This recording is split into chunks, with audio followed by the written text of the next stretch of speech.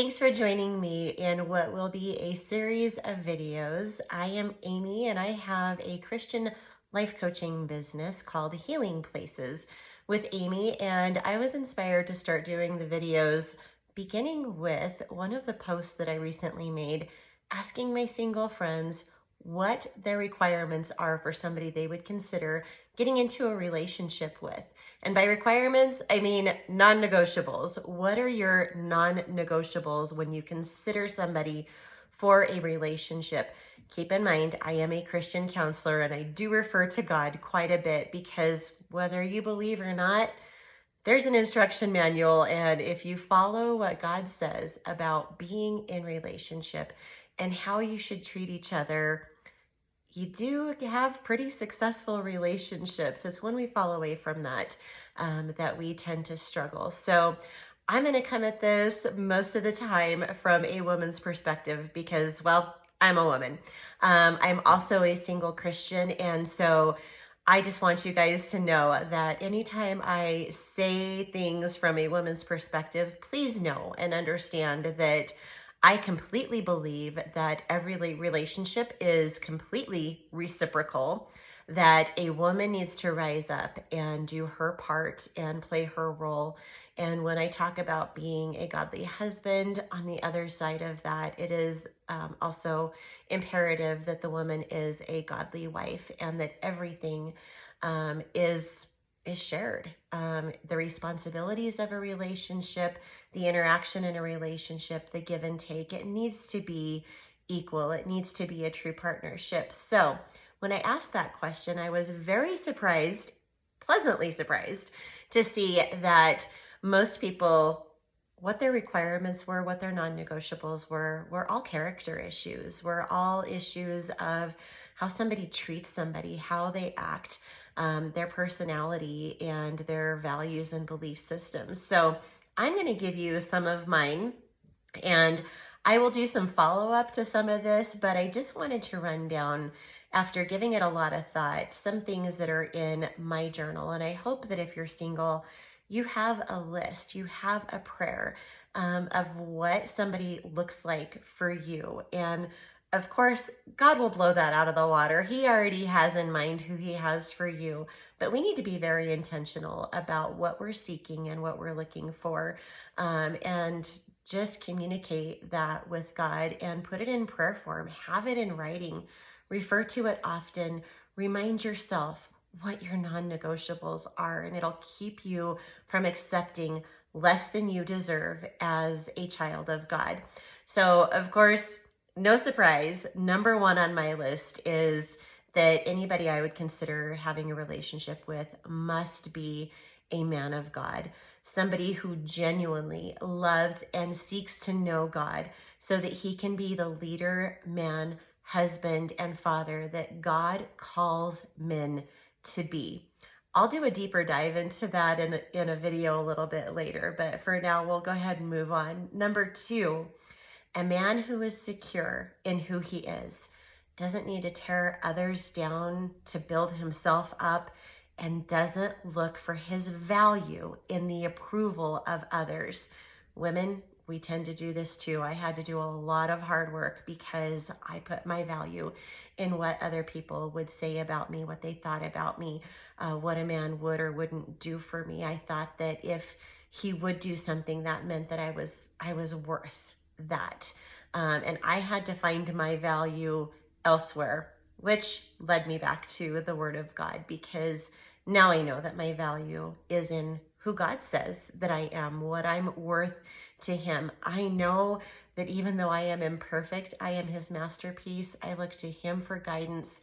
I look to him to tell me what my value is, and that will never waver again. I'll never look for anybody to tell me what my value is. I know that, and we shouldn't be looking to others to tell us what our value is. There's going to be a little caveat to that, and I'll try and explain that well in just a couple more steps here. But a man who is secure in who he is does not need to tear others down in order to feel valuable himself. In fact, he's secure in himself and he looks to build others up.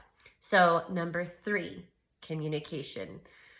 Oh, the key to so much, right? I want somebody who can communicate, knows how to work through things with the goal of mutual growth and deeper understanding. Couples, if we can look at an issue, something that we need to overcome as the issue and not the other person as the issue, if we can identify what the problem is and tackle the problem together, knowing that there are things that we need to do mutually and some individual work that needs to happen sometimes, but the goal always getting past that issue, through that problem, and being better for it. So being able to communicate what you need. And for the person on the other side, being able to receive that. I'm going to tell you, one of your signs to run is if you say something simple like, hey, I need you to hold my hand when we go out. Hey, I need you to come and see me when you walk in the door and maybe give me a kiss or a hug and tell me that you missed me. That makes me feel like I'm a priority to you. If somebody ever says something like, that's just not who I am, that's a key. That's a signal, run, because you can become. Those are simple requests. And if you truly want that person to feel important to you, to feel loved by you, you are going to listen to those cues, you're going to listen to those needs, and you're going to want to meet those needs because you want your partner to feel important to you. You want your partner to feel loved by you. And when they are able to articulate what things are that make them feel that way and give you some clear instruction, jump at that opportunity to listen and do those simple things. Even if it's an adjustment for a while, make yourself some cue cards, stick them in your car, and read through them before you walk in until this is more of a habit for you. So number 4, somebody that I would consider dating is protective of me and our relationship without wanting to control me. This is a big issue these days. People want to control, and men, women, we don't want to be controlled. We want to be seen for who we are. We want to be valued for who we are. And we want to feel protected. So guys, take note, like, it is your calling to be a protector. Protect her heart, protect her feelings, protect your relationship, but do not try to control the other person.